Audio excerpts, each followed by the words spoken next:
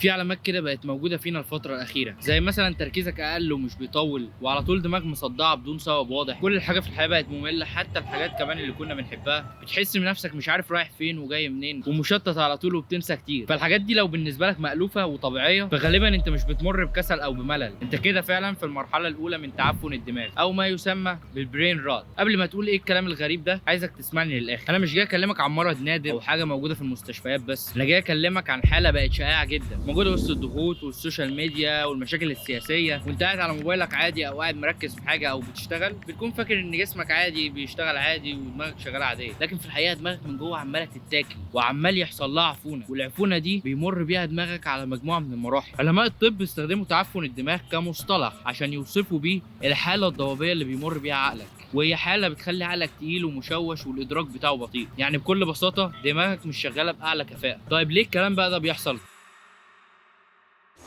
اولا انت بتتعرض يوميا لعدد من المعلومات اكبر من اللي عقلك يستوعبها في العادي. مع كل سكرول او مع كل اشعار او مع كل رساله بتجيلك، عقلك بيستجيب لمعلومه جديده، وعلى مدار اليوم وانت بتعمل نفس الحاجه دي، عقلك بيدخل له معلومات اكبر من الادراك بتاعه، وبالتالي الكلام ده بيسحب من الطاقه اللي في عقلك، وده دايما اللي بيخلي خلاياك العصبيه محطوطه على طول في ضغط وارهاق دائم. تاني حاجه واللي برضه ممكن تسبب لك تعفن في الدماغ هي قله النوم. النوم مش رفاهيه او حتى بحاجه بنعملها عشان نضيع بيها وقت، ده الوقت الوحيد اللي دماغك بتفصل فيه وبتستعيد قدرتها تاني وبتصلح من نفسها. وقله النوم بتعمل تعفن وتراكم للسموم في دماغك.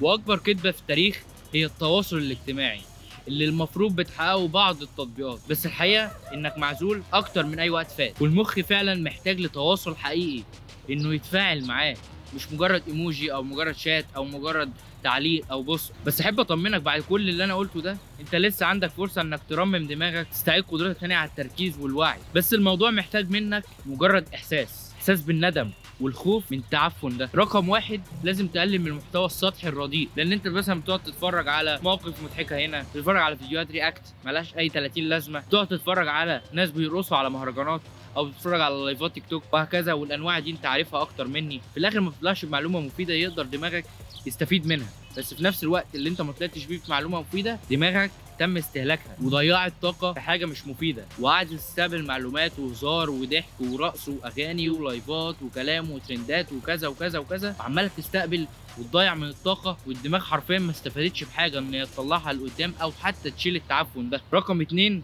نام 7 أو 8 ساعات. في الحقيقة أنا بقول من 6 ل 8 ساعات، بس في الحالة اللي هي بتاعت التعفن دي أنت لازم تزود النوم شوية من 7 ل 8 ساعات، لأن دماغك في الفترة دي محتاجة ترتاح وتعمل اصلاح من جديد للمعلومات اللي عندها، وتعمل تفريغ للمعلومات اللي ملهاش اي 30 لازمه. تقدر انت ساعتها تركز اكتر ويبقى عندك وعي اكتر، ترجع تحفظ وتركز وما تنساش زي الاول. رقم 3، العب رياضه. الرياضه هتخليك توصل في حاله من الاسترخاء، على الرغم ان هي فيها تعب وفيها تعب بدني كبير، الا ان هي هتساعدك ان انت تفرغ كل حاجه في دماغك، وان دماغك ترتاح، تخلي الحمل اكتر على الجسم بتاعك، وتخلي الشغل معظمه بدني. وبالتالي لما الدماغ ترتاح وتصفي دماغك وتتمرن والهرمونات تتفرز بشكل منتظم في جسمك، ساعتها الدماغ هتتصلح باسرع طريقه. ساعتها لو انت عملت الخطوتين اللي فاتوا، هتحس مع الرياضه ان انت دماغك اتنقلت نقله كبيره في وقت صغير جدا. رقم 4، خليك مع الناس وتفاعل معاهم بشكل حقيقي ومباشر. صدقني حته ان انت مخلي حياتك كلها اونلاين وان انت بتتفاعل مع الناس اونلاين، انت كده بتقتل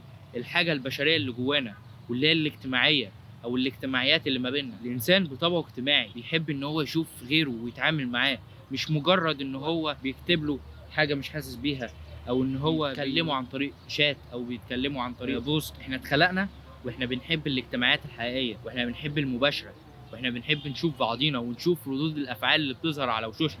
والموضوع ده بيخليك تروح لحته العزله، والعزله بتخلي دماغك تروح للسوشيال ميديا. السوشيال ميديا بتعمل لك تعفن كبير انت مش مدركه. كل خطوه من اللي انا قلتهم لك دول لو مشيت عليهم هتفرق معاك جدا، وهتزقك لقدام، وهتنظف عقلك من التعفن اللي موجود بقاله فتره جوه دماغك. وعايزك تفهم انك مش فاشل، انت بس محتاج تصحي دماغك من النوم اللي هي نايماه.